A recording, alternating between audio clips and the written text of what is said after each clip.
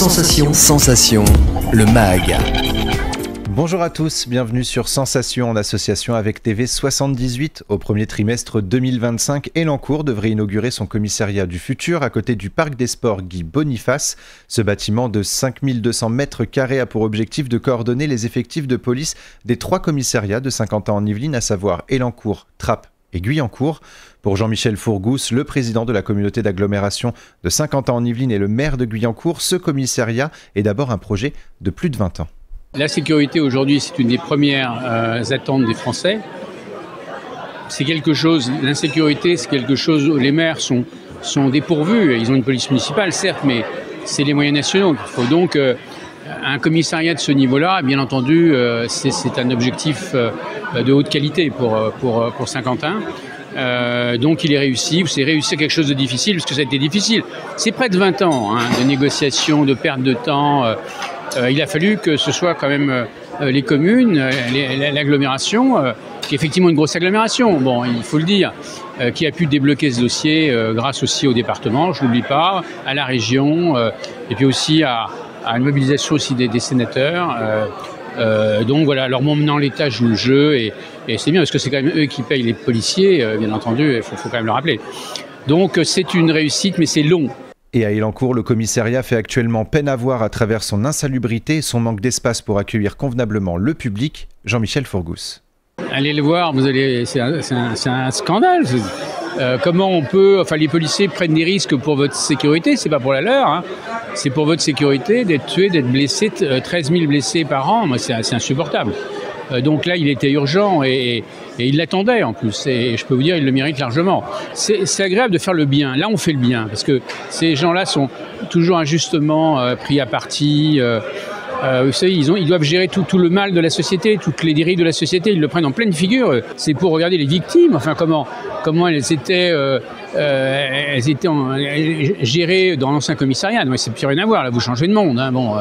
Les policiers, c'est pareil, mais ils n'avaient même pas un petit coin pour être ensemble, pour pouvoir prendre un moment de détente. C'est plus rien à voir. Enfin, c'est un vrai outil de travail. Là, quand on leur lit un outil de travail de pointu, de très haute valeur ajoutée. Oui. Le numérique, en fait, impacte très fortement la santé, également l'éducation et la sécurité. Les 3 grands services publics français. Et nous, on est sur les 3. Et là, on vient de gagner, bien sûr, aujourd'hui, celui de la sécurité. Et vous allez encore en entendre parler, parce qu'il y a plein de choses. On vous a donné quelques tendances, mais c'est vraiment quelque chose qui se veut très innovant. Mais en quoi ce commissariat du futur permettra une meilleure prise en charge des Saint-Quentinois? Jean-Michel Fourgousse. Parce que quand vous devez porter plainte pour un vol ou pour une agression et que vous allez perdre 1 heure pour y aller, pour vous garer, vous allez attendre quelquefois parce que les policiers, il faut qu'ils soient disponibles aussi, parce qu'il suffit qu'il y ait un coup de chauffe, tous les policiers sont sur le terrain et donc vous devez attendre le retour de la patrouille. Donc bien sûr, c'est un gain de temps considérable. Et puis, deuxièmement, notamment pour les femmes, il y a quelquefois des types d'agressions. C'est vrai que d'avoir un échange par téléphone, d'avoir un échange, déjà vous envoyez un mail et à ce moment-là il y a un policier qui vous rappelle. Oui, il y a un respect de l'intimité, je dirais, oui, on se sent pas, voilà, c'est quand même important en termes de qualité, d'entretien. Et après, on vous renvoie le document pour que vous signiez bien que ça correspond bien à ce que vous avez dit. Ça fait gagner un temps considérable à tout le monde, même à la justice, à la police d'abord, à la justice et bien sûr surtout à la victime. L'inauguration est donc prévue pour le premier trimestre 2025 pour un projet d'une valeur de 24 millions d'euros. Ce commissariat du futur, il est bien évidemment financé par Saint-Quentin-en-Yvelines, mais également par la région Île-de-France et le département des Yvelines. Pierre Bédier, le président des Yvelines, rappelle que le département est d'ailleurs le plus gros financeur du projet.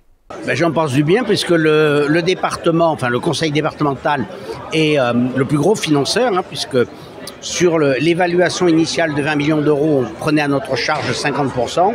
Alors depuis, comme ça a tendance à augmenter, alors que je parle de la dépense, nous, nos recettes ont tendance à baisser. On a dit qu'on ne suivrait pas les augmentations, mais enfin, ça fait quand même de nous le subventionneur à plus de 40%. Et si on l'a fait, parce qu'on pense que c'est une très bonne idée. Le département, c'est la collectivité qui gère les trous dans la raquette, selon ma formule favorite. Quand quelque chose n'est pas prévu et qui est pourtant indispensable, un robot à l'hôpital Mignon, un commissariat à Elancourt et dans la ville nouvelle. Le département, même si ça n'est pas dans ses compétences, considère que c'est tellement important pour la vie quotidienne de nos concitoyens qu'on vient apporter de l'argent. Ce commissariat du futur que le président du département estime innovant, en particulier pour la prise en charge des victimes saint-quentinoises. C'est surtout les Saint-Quentinois, c'est que moi je ne suis pas un expert de ces sujets, mais pour ce qui s'agit des dépôts de plainte, déjà ça sera beaucoup plus simple, beaucoup plus fluide. Pour tout ce qui est enquête aussi, on voit bien que le fait d'avoir des systèmes numériques connectés, etc., c'est un gain de temps et c'est surtout la possibilité de brasser un maximum d'informations et de les mettre dans l'ordre. On voit cette évolution extraordinaire qui se fait grâce aux nouvelles technologies. C'est celle du numérique, comme si vous aimez bien les histoires de police aussi, c'est les progrès sur la génétique avec l'ADN. Donc là, c'est pas le cas ici, mais globalement, le progrès technologique est au service de la sécurité publique et c'est ce que ce commissariat démontrera. Dans les Yvelines, on en a un certain nombre qui ont été refaits dans les 20 dernières années, donc qui sont mieux que celui d'Elancourt qui était vraiment dans un état pitoyable. Mais c'est vrai qu'aujourd'hui, on construirait, je pense, plutôt comme celui qu'on est en train de construire, parce qu'il faut pouvoir intégrer les nouvelles technologies. Aujourd'hui, quand vous rentrez dans un commissariat construit il y a 20 ans, vous voyez, il y a des câbles un peu partout, un système informatique qui n'est pas forcément le plus performant. Ici, vous aurez le plus performant.